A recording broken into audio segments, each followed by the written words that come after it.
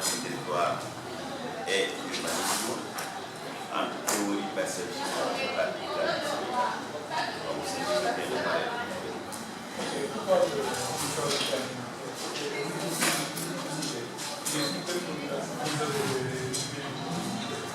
Alors, déjà, pourquoi le livre? Parce que tout simplement, nous sommes dans des domaines qui sont méconnaissants et pourtant rares, et le fait de ne pas constater qu'à chaque fois que le gouvernement se forme, un ministère est créé en charge de l'urbanisme ou encore en charge de l'aménagement du territoire.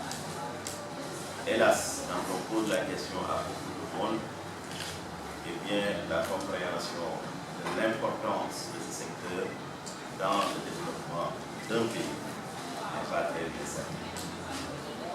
Après avoir exercé quelques années et après avoir fait mes études dans ce domaine, mais également doublé du fait que je dispense des cours dans beaucoup d'écoles et universités de la place, j'ai senti la nécessité d'apporter une contribution à la réflexion. Ce livre, son objectif principal est de faire sortir nos métiers au-delà des cadres universitaires et professionnels, permettre aux profs, permettre au grand public de connaître l'importance de l'aménagement du territoire et de l'urbanisme dans la conception et dans la mise en œuvre des projets. Voilà pourquoi j'ai apporté ma petite contribution à la réflexion. Alors, comme vous l'entendez, d'abord dans un premier temps, nous avons essayé d'expliciter qu'est-ce que c'est l'aménagement du territoire et qu'est-ce que c'est l'urbanisme. Qu'est-ce qui les différencie? Est-ce l'aménagement du territoire et la décentralisation? Est-ce l'aménagement du territoire et la gestion des collectivités locales? Est-ce l'aménagement du territoire et la gouvernance? Qu'est-ce qui différencie l'aménagement du territoire et la gouvernance, etc. Donc nous avons, dans un cadre conceptuel et théorique, explicité qu'est-ce que c'est l'aménagement du territoire. Ensuite, de revenir sur sa portée en termes d'enjeux. Également, quels sont ses principes au niveau de l'aménagement du territoire et de l'urbanisme. Nous avons aussi également défini l'urbanisme en partant de Cerdan, en visitant un peu l'école de Neuchâtel en Suisse, en visitant aussi les grandes réalisations qui ont été effectuées à Paris autour du baron Haussmann au XIXe siècle dans le cadre de la modernisation de la ville de Paris. Sans oublier le fait que nous avons cité au Sénégal exactement les projets qui ont été élaborés, qui ont été exécutés et qui ont donné des résultats.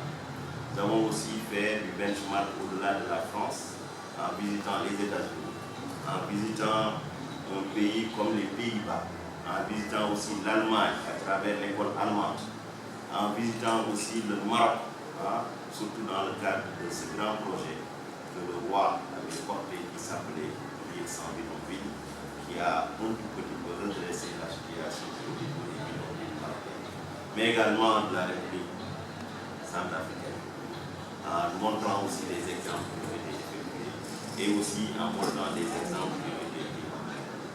Donc nous avons essayé de faire le tour d'horizon pour essayer de voir qu'est-ce qui se fait de meilleur ailleurs et comment ce meilleur ailleurs peut être interprété dans notre pays. Mais tout en étant prudent, parce que chaque territoire est unique. On ne peut pas dupliquer une politique de territoire à l'autre, puisque les territoires n'ont pas les mêmes caractéristiques, les territoires n'ont pas les mêmes projets, les territoires n'ont pas les mêmes ressources. Mais il est toujours bon de voir quel est le modèle, en comment le modèle peut être tropicalisé ou en comment le modèle peut s'adapter aux réalités qui sont véhiculées. Le livre a essayé également de voir qui sont les acteurs de l'aménagement du territoire, qui sont les acteurs de l'urbanisme, quelle est la portée de l'aménagement du territoire dans le développement de l'Union européenne, dans le développement de la CEDEAO, dans le développement de l'UEMOA, là aussi nous avons montré. Nous avons aussi essayé de montrer les sectoriels, que sont les structures de l'État qui interagissent sur l'espace, en comment ces différents sectoriels peuvent travailler ensemble autour d'une synergie qui est le développement du territoire. Donc ce livre a essayé de voyager, d'expliciter, de faire comprendre, de permettre aux profils, vous en tant que journaliste, si vous vous intéressez à ces questions, vous devez être des journalistes spécialisés sur ces questions-là. Ok. Pour le cas du Sénégal, est-ce que doit améliorer les inconvénients que doit Non, au Sénégal, tout le monde sait que c'est le désordre en termes d'occupation spatiale. Tout le monde sait que le territoire, en réalité, tel que configuré actuellement, est problématique puisque nous avons déjà, quand on regarde le nombre de collectivités territoriales, si on prend sous les communes, les 558 communes, le nombre de communes ayant un outil de pilotage économique et social ne représente pas 15%. Quand on prend le nombre de communes ayant un document de planification économique et sociale, ne représente pas 20%. Voilà la situation. C'est dire donc que tous les jours nous développons des projets sur le territoire sans qu'il y ait des outils de pilotage spatial qui nous permettent de se projeter à l'avenir. Cette situation crée des contraintes d'attractivité territoriale, mais aussi de productivité territoriale. Aujourd'hui, quand on cite le Rwanda, pourquoi on cite le Rwanda? Parce que des efforts ont été faits. Quand on cite aujourd'hui le Maroc, Casablanca, la ville blanche, pourquoi? Parce que toutes les peintures que l'on met sur les immeubles, les bâtiments sont de couleur blanchâtre. Vous allez à Rabat, c'est de couleur or. Au Maroc, chaque ville a une couleur. Et ça, c'est pour les sécuritaires. C'est pour développer la ville, pour que la ville soit agréable. Et quand vous constatez dans nos villes, vous voyez que déjà l'occupation c'est anarchique, les trottoirs sont occupés, les bâtiments ont été pratiquement percés sur les voies publiques. Et là encore, qu'est-ce qui se passe? On a aussi le développement de l'agriculture. Ça montre encore une fois que les vocations fonctionnelles qu'on doit donner aux espaces, là aussi. Ok, je vous dis que vous avez voulu bien avant les élections. Oui. Des actions de oui. Qu'est-ce qui vous a empêché alors, effectivement, parce que le livre, en réalité, a été terminé depuis le mois de décembre. Le manuscrit a été ficelé et terminé. Et le titre aussi pour nous.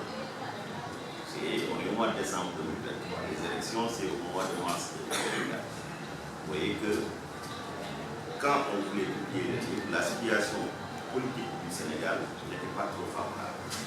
Toutes les réflexions, tous les débats tournaient autour de la politique. Qui va être candidat, qui ne va pas être candidat, à qui on va mettre en prison, à qui on va le sortir. On parlait plus de politique. Le Sénégal était dans une pente. Et pendant ce temps, mon livre était déjà disponible au cas du point de vue manuscrit. Alors quand je voulais publier cet ouvrage, j'ai consulté les amis de cette personne dans la salle, d'autres aussi ailleurs, qui m'avaient recommandé dans son temps d'attendre à la fin des élections. Puisque les éléments dont je vous parlais, si j'en avais parlé à l'époque, eh bien, ils allaient diluer dans le débat public. C'est la raison pour laquelle j'ai attendu. En attendant que les élections passent, il s'est passé, en fait, les planètes se sont alignées, puisque les urbanisme finalement, c'est la pensée du chef de l'État qui est venu rejoindre notre pensée qui était en sourdine. Et nous avons senti aujourd'hui le bon moment de sortir.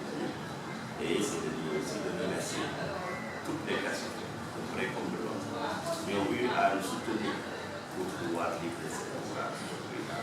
C'est le temps qui est là, formuler des recommandations, améliorer-le, mais c'est notre